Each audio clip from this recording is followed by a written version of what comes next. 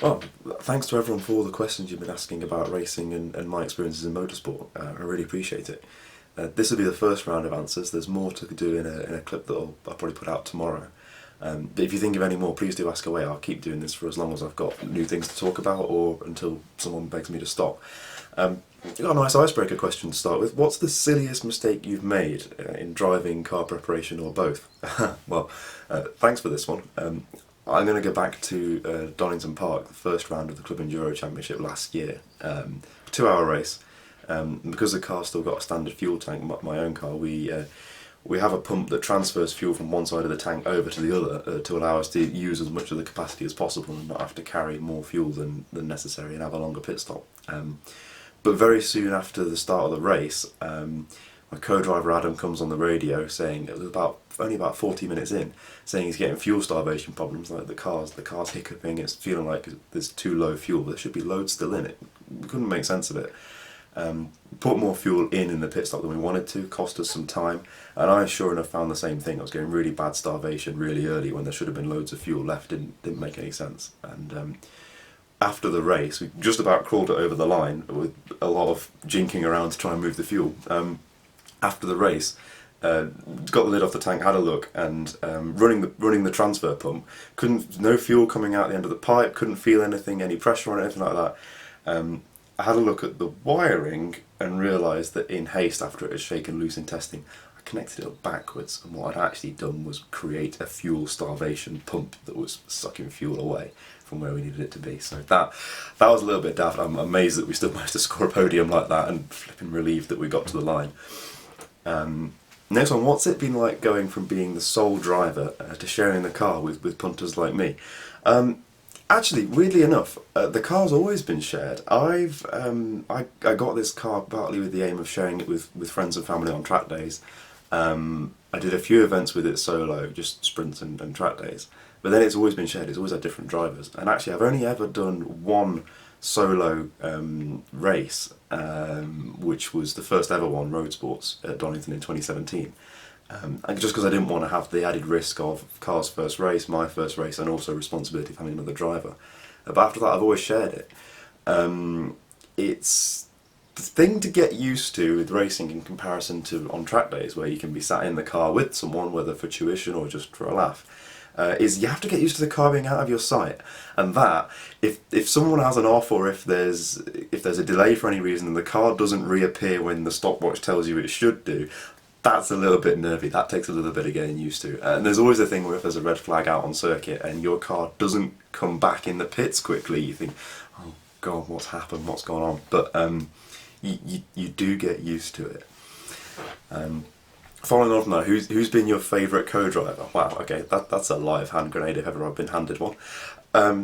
Actually, not someone in my own car. I'm going to go to the 2CV 24-hour race, and a chap called Graham Smith, whom I hadn't met before, has raced a catering for a number of years. He's quite a serious road biker, races motorbikes as well, does a lot of classic stuff, does the Cresta run on Skeleton Bob, has been known to ride a penny farthing.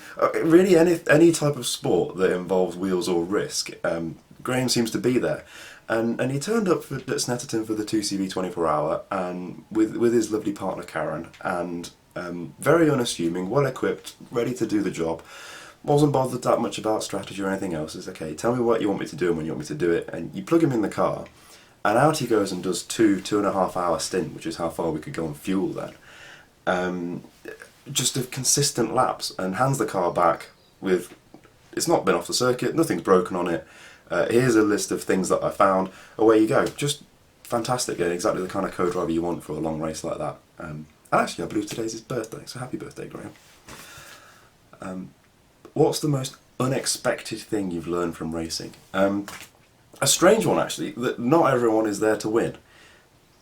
Strange in a competitive sport, but actually, what I expected was a load of people pushing really hard to be at the front, to be winning, to be beating everyone else, spending a whole load of money to have the fastest car on the grid. It's not the case at all. There's a lot of people there who do it because they enjoy it purely out of passion. People who aren't putting a new set of tyres on every race, people who aren't spending fortunes, people who are just there for a good day out with their family, and people who do it because it's been a childhood dream, much the same as I did. So the thing I learned and I'm really surprised by is, one thing is how inclusive all the atmosphere is because of that, but also that it doesn't really matter what car you're in, or how much money you've spent on it, or how fast you are as a driver, you're probably going to have someone to race against and someone to have fun with. That's the real thing. You don't have to be elite to have a great time out there. What drive did you find most exhilarating and why? Not the best, but the biggest rush. What gave you the biggest rush? Actually, one of the ones in the clip I posted yesterday, the first lap from our first endurance race at the end of 2018, I passed I think 8 cars or something like that, and just the sense of relief in getting off that huge grid start, that was a really big thrill, and often the first lap of the race is. But I think the biggest, I have to go back much further to 2011. I was at Motorsport at this corporate driving event. It's a fantastic day out. The format is you go around doing lots of different cars on different circuits, always with an instructor next to you. They're brilliant, they push you really hard, you have a lot of fun in some really quick cars.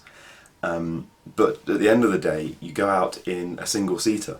And it felt like passing your driving test. You know, when you don't have someone sat next to you monitoring you, telling you what to do or anything. Suddenly you've got freedom with this Jag V6 behind you, a car that really wants to handle and really feels flipping racy, really quick and satisfying thing to drive, and just pushing that harder and harder every lap, feeling completely free of everything. No windows, no doors, sky above me, this engine trying to suck my head in through the intake.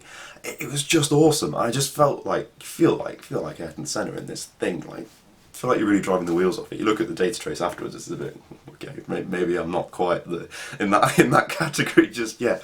But as a thrill, it was unparalleled, and I was raving about the thing for hours after I got out of it. It was just brilliant. Loved it. Today would be a lovely day for that, actually, wouldn't it? But we have for at least a little while longer to keep it parked, and I trust that we'll be back out on circuit soon. I'll be back with some more tomorrow. Keep them coming, guys. Thank you very much.